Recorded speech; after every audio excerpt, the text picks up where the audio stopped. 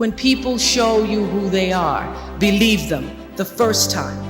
Live your life from a point of view of truth, and you will survive everything. Everything.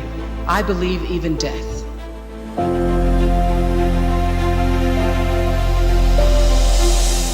You will survive everything if you can live your life from a point of view of truth. That took me a while to get, pretending to be something I wasn't, wanting to be somebody I couldn't, but understanding deep inside myself when I was willing to listen that my own truth, and only my own truth, could set me free. Turn your wounds into wisdom. You will be wounded many times in your life. You'll make mistakes. Some people will call them failures. But I have learned that failure is really God's way of saying, excuse me, you're moving in the wrong direction. I remember being taken off the air in Baltimore, being told that I was no longer being fit for television and that I could not anchor the news because I used to go out on the stories.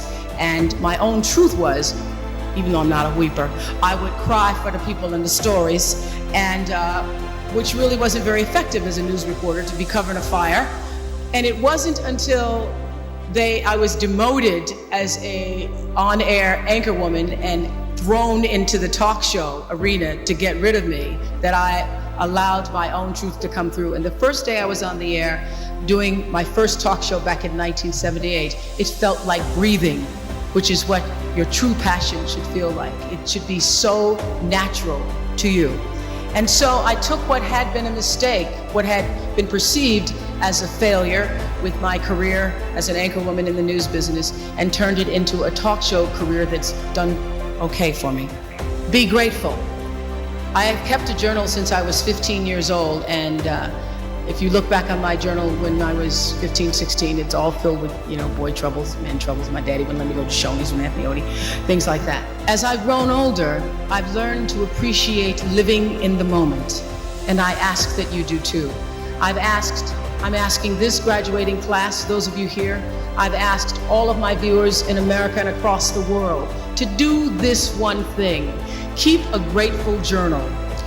Every night, list 5 things that happened this day, in days to come, that you are grateful for. What it will begin to do is to change your perspective of your day and your life. I believe that if you can learn to focus on what you have, you will always see that the universe is abundant and you will have more. If you concentrate and focus in your life on what you don't have, you will never have enough. Be grateful. Keep a journal. Create the highest, grandest vision possible for your life, because you become what you believe. When I was a little girl, Mississippi, growing up on the farm, only buckwheat as a role model, watching my grandmother boil clothes in a big iron pot through the screen door because we didn't have a washing machine and made everything we had. I watched her and realized somehow inside myself, in the spirit of myself, that although this was segregated Mississippi and I was colored and female, that my life could be bigger, greater than what I saw. I remember being 4 or 5 years old. I certainly couldn't articulate it, but it was a feeling, and a feeling that I allowed myself to follow. I allowed myself to follow because if you were to ask me what is the secret to my success, it is because I understand that there is a power greater than myself. If you can be still long enough in all of your endeavors, the good times, the hard times, to connect yourself to the source.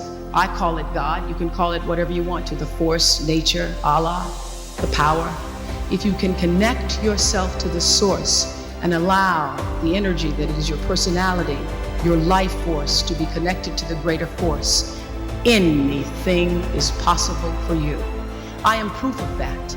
I think that my life, the fact that I was born where I was born, and the time that I was, and have been able to do what I've done, speaks to the possibility, not that I am special, but that it could be done.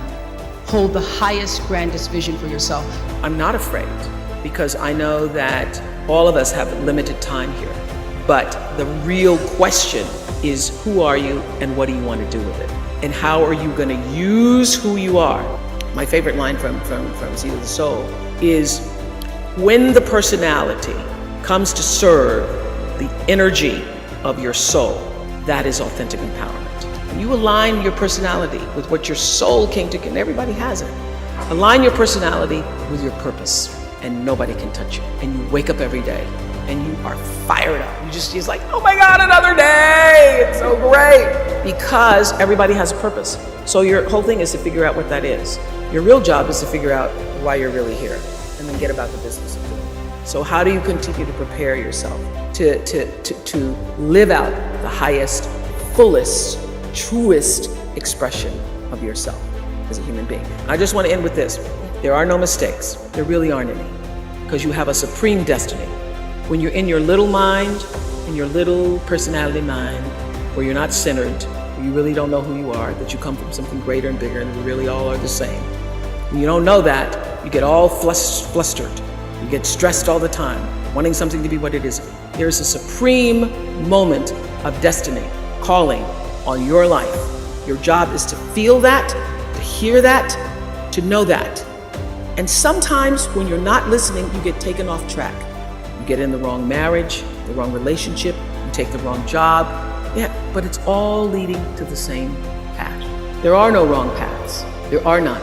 There's no such thing as failure, really, because failure is just that thing trying to move you in another direction.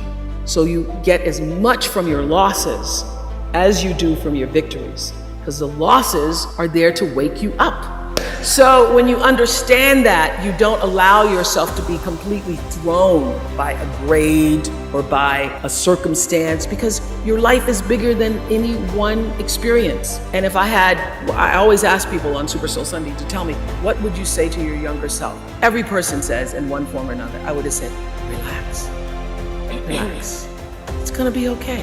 It really is gonna be okay. Because even if you're on a detour right now, and that's how you know when you're not at ease with yourself, when you're feeling like, oh, no, that is the cue that you need to be moving in another direction.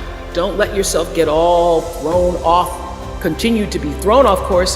When you're feeling off course, that's the key. How do I turn around? So when everybody was talking about, when I started this network, if I had only known, good Lord, how difficult it would be. The way through the challenge is to get still and ask yourself, what is the next right move? Not think about, oh, I got all of this to do. What is the next right move? And then from that space, make the next right move and the next right move. And not to be overwhelmed by it, because you know your life is bigger than that one. You know you're not defined by what somebody says is a failure for you, because failure is just there to point you into